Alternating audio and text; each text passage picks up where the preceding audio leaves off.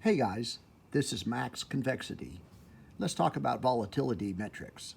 A lot of traders use volatility indicators to plan their trades and also to judge relative risk between different investments or asset classes. Volatility simply shows you what the market, or more specifically the market maker, thinks about the future volatility of the asset.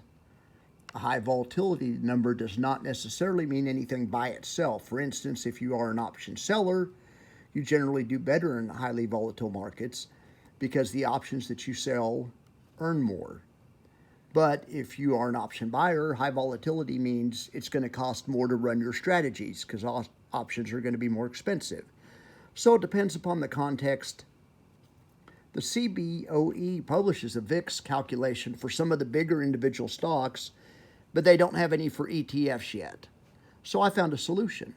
I poured through the option tables, I looked at the YieldMax universe, and I developed an effective and a novel indicator. It would have been easy to just take the daily change of the NAV of TSLY and give it a number based on the standard deviation of the price. However, I think this would only tell us part of the story. You have to look inside the option tables, and you have to look at the parent asset as well, in this case TSLA. My method compares the cost of insurance in TSLY to the cost of insurance in TSLA. I designed a formula so the numbers it outputs should be roughly equivalent to traditional volatility numbers. So tonight I'm introducing the HYve. As you can see, APLY has a HYve of 8, and TSLY has a HYve of 38. And in fact, this makes sense because in October, when TSLA traded in a $4 range as a $12 stock, APLY traded in a $2 range as a $19 stock. The trade-off, of course, is that TSLY pays a much bigger dividend. So that got me thinking. I made an additional metric that helps put the HYve in context. It's called the HYve, and it simply computes the yield in terms of volatility. Basically, it's a risk-return measure.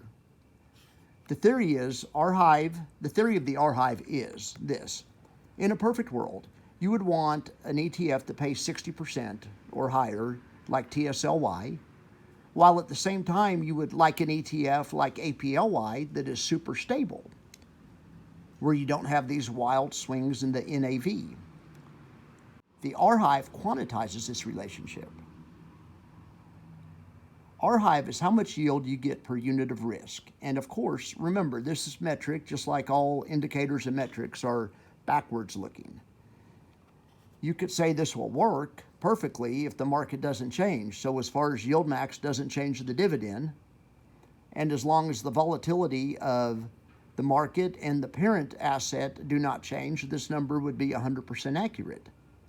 The thing is, the market always changes. So this tool is to help you research. I'm sure other people have done something similar, but this is my own take on it. I will post the HYve and the HYve daily. Thanks again for listening. This is Max Convexity.